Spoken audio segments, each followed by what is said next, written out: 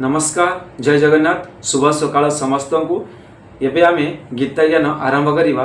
आज गीता ज्ञान रे मो पाखर अछि चतुर्थ अध्याय 9 नंबर श्लोक। आज होउची जोगिनी एकादशी। जोगिनी एकादशी समस्त को अभिनंदन आउ शुभकामना। तो आज बहुत भल एकादशी समस्ते ए एकादशी करिसंती प्राय। तो यही एकादशी केबे भी आपण माने आमिष भक्षण करेंगे ना। जो मैंने भी एकादशी न कर मन रखु केबे भी आज दिन में आमिष भक्षण करेंगे ना। दिनटी निश्चिंत भाव में शुद्ध शाकाहारी भोजन करेंगे। तो एतिकी मो कथा मानवे। तो बर्तमान आम गीता ज्ञान आरंभ करवा। मो पाखे अच्छी 9 नंबर श्लोक। ओम गुरु ब्रह्मा गुरु विष्णु गुरुदेव महेश्वर गुरु साक्षात् परम ब्रह्म तस्मै श्री गुरवे नमः। ओम गुरुदेवाय नमः। एबे आमे गीतार सही ज्ञानटी आरंभ करिबा। जन्म कर्म मे दिव्यमेवं जगति तत्त्वतः त्यक्त्वा देहं पुनर्जन्म नैति मामेति सोऽर्जुन। देखो आज्ञा तो यही जो श्लोकटी कहगला आर माने मु आपन कहूँ जन्म कर्म च मे दिव्यमेवं। हे अर्जुन कहते अर्जुन अर्थ हूँ अर्जुन मे हूँ मोर जन्म। जन्म अर्थ हूँ जन्म च हूँ एवं कर्म। कर्म अर्थ हूँ कर्म।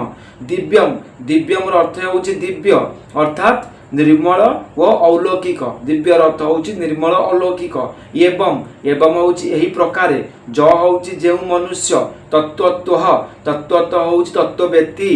तो स हूँ से देहम देहम हूँ शरीर को त्यक्त्वा त्यक्त्वा अर्थ हूँ त्याग करी पुनः पुनर् हूँ पुनर्बार जन्म जन्म को न एति अर्थ हूँ प्राप्त हुअन्ति नाही माम माम हूँ मते यही हूँ प्राप्त हुए। देखो कौन कहगला ना भगवान श्रीकृष्ण कहते हे अर्जुन मोर जन्म व कर्म दिव्य। मोर जन्म व कर्म दिव्य अर्थात निर्मल एवं अलौकिक बोली जो मनुष्य तत्व तो जानी पारे से ये शरीर त्याग करी पुनर्जन्म पाए नहीं से मते ही पाई जाए।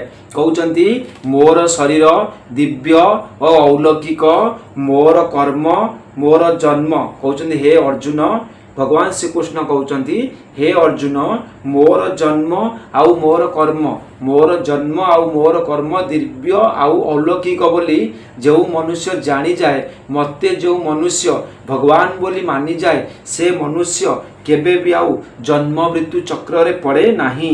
ताकू केबे भी आउ पुनर्जन्म हेबाकू पड़े नहीं। से मो सहित मिसी जाए मते ही पाई जाए बोली भगवान श्रीकृष्ण अर्जुन को कहते। तापर प्रश्न कौन आसला देखु ना भगवान जन्म दिव्य यह तत्व तो बुझार अर्थ कौन ना सर्वशक्तिमान पुनर्ब्रह्म परमेश्वर वास्तव सर्वदा जन्म और मृत्युर अतीत। तांकर जन्म जीव मानकर जन्म परि हुए नहीं। से निजर भक्त मानक उपरे अनुग्रह करी निजर दिव्य लीला द्वारा सेमानक मन को निज आड़ को आकृष्ट करी थांती ओ दर्शन स्पर्शन और भाषण आदि द्वारा सेमानकु सुख प्रदान करि थांती। संसार रे निजर दिव्य कीर्ति विस्तार करी ताहा श्रवण कीर्तन स्मरण कराइबा माध्यम रे लोकमानंकर पाप राशि नाश करिबाकु तथा जगत रे पापाचारी मानंकु विनाश करी धर्म स्थापना करिबाकु जन्म धारण रूपक लीला मात्र करंती। तापर कौन कहला तांकर सही जन्म निर्देश और अलौकिक जगतर कल्याण पाई भगवान एहीपरि मनुष्य रूप रे निजर शरीर को धारण करती लोकमानक सम्मुख में प्रकट हुअन्ति। तांकर सही विग्रह प्राकृत उपादान रे गठित होई न थाए ताहा दिव्य चिन्मय प्रकाशमान शुद्ध वो अलौकिक होइथाए। तांकर जन्म गुण एवं कर्म संस्कार हुए नाही। से मायावश होई जन्म धारण करती नाही।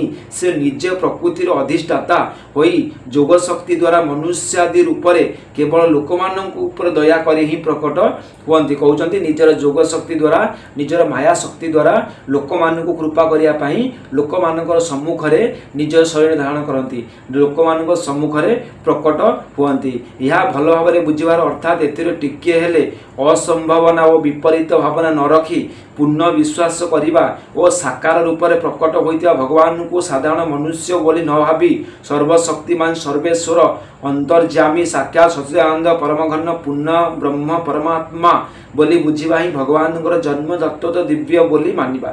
ଜନ୍ମ ତତ୍ତ୍ୱ ମାନେ ଭଗବାନଙ୍କର ଯେଉଁ ଜନ୍ମ କର୍ମ ଦିବ୍ୟ ବୋଲି କେମିତି ମାନିବା ନା ଭଗବାନ ଯେଉଁ ମନୁଷ୍ୟ ରୂପରେ ଆମ ସାମ୍ନାରେ ପ୍ରକଟ ହେଉଛନ୍ତି ଲୀଳା କରୁଛନ୍ତି ସେହି ସମୟରେ ଆମେ ତାଙ୍କୁ ସାଧାରଣ ମନୁଷ୍ୟ ବୋଲି ନ ଭାବିକି ଭଗବାନ ବୋଲି ଭାବିକି ତାଙ୍କୁ ତାଙ୍କର କାମ ତାଙ୍କର ଯେଉଁ ଜନ୍ମର ଉଦ୍ଦେଶ୍ୟକୁ ଆମେମାନେ ବୁଝିବା ଆଉ ଆମେ ତାଙ୍କୁ ଭକ୍ତି କରିବା ପୂଜା କରିବା କେବେ ବି ସାଧାରଣ ମନୁଷ୍ୟ ବୋଲି ଭାବିବା ନାହିଁ। ସେଇ ହେଉଛି ଭଗବାନଙ୍କର କ'ଣ ଲୀଳା ମାତ୍ର ଭଗବାନଙ୍କର ଜନ୍ମ ଆଉ କର୍ମର ଦିବ୍ୟତା। ତାପରେ ଦେଖନ୍ତୁ କ'ଣ କହିଲା ଏହି ଅଧ୍ୟାୟର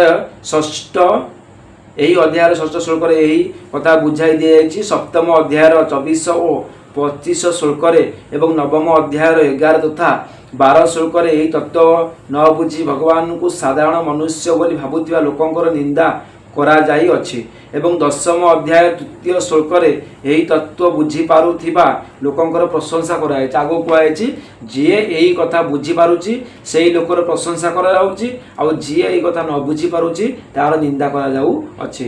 ତାପରେ ଦେଖନ୍ତୁ ଯେଉଁ ପୁରୁଷ ମାନେ ଭଗବାନଙ୍କ ଜନ୍ମର ଦିବ୍ୟତାକୁ ଏପରି ତତ୍ତ୍ୱ ବୁଝିପାରନ୍ତି ସେମାନଙ୍କୁ ଭଗବାନଙ୍କର ଏକ କ୍ଷଣର ବିୟୋଗ ମଧ୍ୟ ଅସହ୍ୟ ହୋଇଯାଏ। ଭଗବାନଙ୍କ ଠାରେ ପରମ ଶ୍ରଦ୍ଧା ଓ ଅନ୍ୟାନ୍ୟ ପ୍ରେମ ଥିବାରୁ ସେମାନଙ୍କ ଦ୍ୱାରା ଭଗବାନଙ୍କର ଅନନ୍ୟ ଚିନ୍ତନ ହେଉଥାଏ। କହୁଛନ୍ତି ଯିଏ ଭଗବାନଙ୍କୁ ଏମିତି ଭାବରେ ମାନନ୍ତି ଯେ ଭଗବାନଙ୍କୁ ବୁଝନ୍ତି ଯେତେବେଳେ ଭଗବାନ ତାଙ୍କଠାରୁ ଦୂରେଇ ଯାଆନ୍ତି ଭଗବାନଙ୍କ ଲୀଳା ଯେତେବେଳେ ସମାପ୍ତ ହୋଇଯାଏ ସେତେବେଳେ ଭଗବାନଙ୍କର ଯେଉଁ ବିୟୋଗ ମଧ୍ୟ ଲୋକଙ୍କୁ ସହିବାକୁ ପଡ଼େ ସେଇ ବିୟୋଗ ମଧ୍ୟ ଲୋକଙ୍କୁ ବହୁତ କଷ୍ଟ ଦିଏ। ଯେମିତି ପ୍ରଭୁ ଶ୍ରୀରାମଙ୍କର ଲୀଳା ଶେଷ ହୋଇଗଲା ଧରାପୃଷ୍ଠରୁ ସେ ବାହାରିଲେ ଯିବା ପାଇଁକି ପୁନର୍ଜନ୍ମ ଆଉଥରେ ତାଙ୍କର ହେବ ଆଗକୁ ସେଥିପାଇଁ ସେ ବାହାରିଲେ କହିଲେ ମୁଁ ବର୍ତ୍ତମାନ ମୋର କର୍ମ ଶେଷ ହୋଇଯାଇଛି ବର୍ତ୍ତମାନ ମୁଁ ବିଦାୟ ନେଉଛି। ସେତେବେଳେ ସମସ୍ତ ପ୍ରଜାମାନେ ଅଯୋଧ୍ୟାର କାନ୍ଦିବାକୁ ଲାଗିଲେ ଆଉ ଭଗବାନଙ୍କୁ ଛାଡ଼ିବାକୁ ନାରାଜ ହୋଇଗଲେ। ସେଭଳିଆ ତାଙ୍କର ଦିବ୍ୟତା ଭଗବାନଙ୍କର ଯିଏ ଜାଣିପାରେ ସେ ଭଗବାନଙ୍କୁ ହିଁ ପାଇଯାଏ। ତାପରେ ଦେଖନ୍ତୁ ଭଗବାନଙ୍କର କର୍ମ ଦିବ୍ୟ ଏହା ତତ୍ତ୍ୱତଃ ବୁଝିବାର ଅର୍ଥ କ'ଣ? କର୍ମ ଦିବ୍ୟ ଏହା ତତ୍ତ୍ୱତଃ ବୁଝିବାର ଅର୍ଥ କ'ଣ ନା ଉତ୍ତରେ କ'ଣ କହିଲା ଭଗବାନ ସୃଷ୍ଟି ରଚନା ଏବଂ ଅବତାର ଲୀଳା ଆଦି ଯେତେ ଯେତେ କର୍ମ କରନ୍ତି ସେଥିରେ ତାଙ୍କର ଟିକିଏ ହେଲେ ସ୍ୱାର୍ଥ ସମ୍ବନ୍ଧ ନଥାଏ। କେବଳ ଲୋକମାନଙ୍କୁ ଅନୁଗ୍ରହ କରିବାକୁ ହିଁ ସେ ମନୁଷ୍ୟ ଆଦି ଅବତାର ମାନଙ୍କରେ ନାନା ପ୍ରକାର କର୍ମ କରନ୍ତି। ଭଗବାନ ନିଜ ପ୍ରକୃତି ଦ୍ୱାରା ସମସ୍ତ କର୍ମ କରି ମଧ୍ୟ ସେହି କର୍ମମାନଙ୍କର କର୍ତ୍ତା ଭାବ ନ ରଖୁଥିବାରୁ ବାସ୍ତବରେ କିଛି କରନ୍ତି ନାହିଁ ଏବଂ ବନ୍ଧନରେ ମଧ୍ୟ ପଡ଼ନ୍ତି ନାହିଁ। ସେହି କର୍ମମାନଙ୍କର ଫଳରେ ଭଗବାନଙ୍କର ଟିକିଏ ହେଲେ ସ୍ପୃହା ନଥାଏ। ଭଗବାନଙ୍କ ଦ୍ୱାରା ଯାହା କିଛି ଚେଷ୍ଟା ହୁଏ ତାହା କେବଳ ଲୋକମଙ୍ଗଳ ପାଇଁ ହୁଏ। ତାଙ୍କର ପ୍ରତ୍ୟେକ କର୍ମରେ ଲୋକମାନଙ୍କର କଲ୍ୟାଣ ହିଁ ପୂର୍ଣ୍ଣ ହୋଇଥାଏ। ସେ ଅନ୍ତକୋଟି ବ୍ରହ୍ମାଣ୍ଡର ସ୍ୱାମୀ ହୋଇଥିଲେ ମଧ୍ୟ ସର୍ବସାଧାରଣଙ୍କ ସହିତ ଅଭିମାନ ରହିତ ଦୟା ଏବଂ ପ୍ରେମପୂର୍ଣ୍ଣ ସମତ ରଖି ବ୍ୟବହାର କରନ୍ତି। ମନୁଷ୍ୟମାନେ ତାଙ୍କୁ ଯେଉଁଭଳି ଭଜନ କରନ୍ତି ଭଗବାନ ମଧ୍ୟ ସେମାନଙ୍କୁ ସେହିଭଳି ଭଜନ କରନ୍ତି। ନିଜର ଅନନ୍ୟ ଭକ୍ତମାନଙ୍କର ଯୋଗକ୍ଷମ ଭଗବାନ ସ୍ୱୟଂ ବହନ କରନ୍ତି। ସେ ସେମାନଙ୍କୁ ଦିବ୍ୟ ଜ୍ଞାନ ପ୍ରଦାନ କରନ୍ତି ଏବଂ ଭକ୍ତି ରୂପୀ ନୌକାରେ ବସାଇ ଭକ୍ତମାନଙ୍କୁ ସଂସାର ସାଗରରୁ ଶୀଘ୍ର ଉଦ୍ଧାର କରିବାକୁ ସ୍ୱୟଂ ସେମାନଙ୍କ ନାବିକ ହୋଇଯାନ୍ତି। ଏହିପରି ଭାବରେ ଭଗବାନଙ୍କର ସମସ୍ତ କର୍ମ ଆସକ୍ତି ଅହଙ୍କାର କାମନା ଆଦି ଦୋଷରୁ ସର୍ବଦା ରହିତ ନିର୍ମଳ ଓ ଶୁଦ୍ଧ ହୋଇଥାଏ। କେବଳ ଲୋକମାନଙ୍କର କଲ୍ୟାଣ କରିବାକୁ ଏବଂ ଜଗତରେ ନୀତି ଧର୍ମ ଶୁଦ୍ଧ ପ୍ରେମ ଓ ଭକ୍ତି ଆଦି ପ୍ରଚାର କରିବାକୁ ଭଗବାନ ସମସ୍ତ କର୍ମ କରନ୍ତି। ଏହି ସମସ୍ତ କର୍ମ କରି ମଧ୍ୟ ଭଗବାନଙ୍କର ବସ୍ତୁତଃ ସେହି କର୍ମମାନଙ୍କରେ କୌଣସି ପ୍ରକାରର ସମ୍ବନ୍ଧ ନଥାଏ। ସେ ସର୍ବଦା କର୍ମରୁ ଅତୀତ ଓ ଅକର୍ତ୍ତା ଅଟନ୍ତି। ଏହା ଭଲ ଭାବରେ ବୁଝିଯିବା ଏଥିରେ କୌଣସି ପ୍ରକାର ସମ୍ଭାବନା ନାହିଁ। ଦେଖନ୍ତୁ କହୁଛନ୍ତି ଏହା ଭଲ ଭାବରେ ଆମେ ବୁଝିବାକୁ ପଡ଼ିବ। ଭଗବାନ ଯେତେ ସବୁ କର୍ମ କରୁଥିଲେ ମଧ୍ୟ ଲୋକ କଲ୍ୟାଣ ପାଇଁ ହିଁ କରନ୍ତି ଆଉ ଲୋକମାନଙ୍କର ଉଦ୍ଧାର ନିମନ୍ତେ କରନ୍ତି। ତାପରେ କ'ଣ କହୁଛନ୍ତି ଏହିପରି ଜାଣିବା ପରେ ହିଁ ସେହି ଜାଣିବା ଲୋକଙ୍କର କର୍ମ ମଧ୍ୟ ଶୁଦ୍ଧ ଓ ଅଲୌକିକ ହୋଇଯାଏ। ଅର୍ଥାତ୍ ସେ ସମସ୍ତ ଦୟା ସମତା ଧର୍ମ ନୀତି ବିନୟ ଓ ନିଷ୍କାମ ପ୍ରେମ ଭାବ ରଖି ବ୍ୟବହାର କରନ୍ତି। ତାପରେ ପ୍ରଶ୍ନ ଆସିଲା ଭଗବାନଙ୍କର ଜନ୍ମ କର୍ମ ଉଭୟକୁ ଦିବ୍ୟ ବୋଲି ବୁଝିବା ପରେ ହିଁ ଭଗବତ ପ୍ରାପ୍ତି ହୁଏ ନା ଏଥିମଧ୍ୟରୁ କୌଣସି ଗୋଟିକର ଦିବ୍ୟତା ସମ୍ବନ୍ଧରେ ଜ୍ଞାନ ହୋଇଯିବା ପରେ ମଧ୍ୟ ହୁଏ? ଦେଖନ୍ତୁ ଉତ୍ତରେ କ'ଣ ଆସିଲା ନା କୌଣସି ଗୋଟିକର ଦିବ୍ୟତା ଜାଣିଗଲେ ବି ଭଗବତ ପ୍ରାପ୍ତି ହୋଇପାରେ। ତେଣୁ उभयर दिव्यता बुझिनेले जे भगवत प्राप्ति हो जाए ता आउ कहवा आवश्यक कौन। पुणी प्रश्न आसला यह तत्व तो जाणीजा लोकंर पुनर्जन्म हुए ना से मते ही पाई जाती एपरी भाव कहीं कहला देखते आज्ञा ना भगवान जन्म तर कौन गला उत्तर कौन कहला ना से पुनर्जन्म प्राप्त न होई केउ भाव प्राप्त हुअन्ति तांकर किपरि स्थिति हुए यही जिज्ञासर पुण्य निमित्त भगवान कहते जे मते भगवान को ही प्राप्त हुअन्ति एवं जे भगवान को पाई जाती तांकर पुनर्जन्म हुए नाही। भगवान कहते जे मते पाई जाती जे मो ठारे मिसी जाती तांकर आ पुनर्जन्म हुए ना। तेणुक आम सर्वदा कौन करवा भगवान को निजको समर्पित बा भगवान को पाइबा चेष्टा करवा भगवान को आम पाईगले आमर पुनर्जन्म हेब नाही जन्म मृत्यु चक्र आम मुक्ति पाइबा।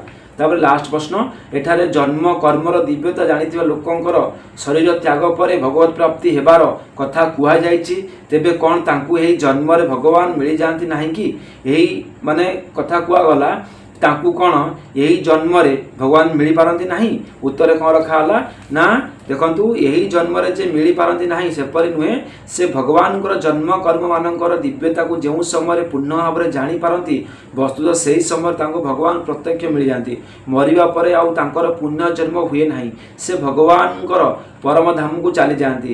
यही विशेष भाव देखाइबा निमंते कुहा जायछि जे से शरीर त्याग पर भगवान को पाई जाती कहउचंती शरीर त्याग पर मध्य भगवान को पाई जाती शरीर यही शरीर मध्य भगवान को पाई जाती किंतु जेतेबेले आम शरीर को संपूर्ण भाव में बुझी जाती शरीर भगवान दिव्य लीला को आम जानीपारती भगवान को आम निजर करती सेतेबेले आम भगवान को पाई जाती। तो बर्तमान आज मुझे गीता ज्ञान में 9 नंबर श्लोकटी पढ़ी शुणी सारी तो आज तो आमको समय इशारा कलानी ये विदाय ना पुणी देखा काली की 10 नंबर श्लोक सहित रही आज्ञा। जय श्री कृष्ण।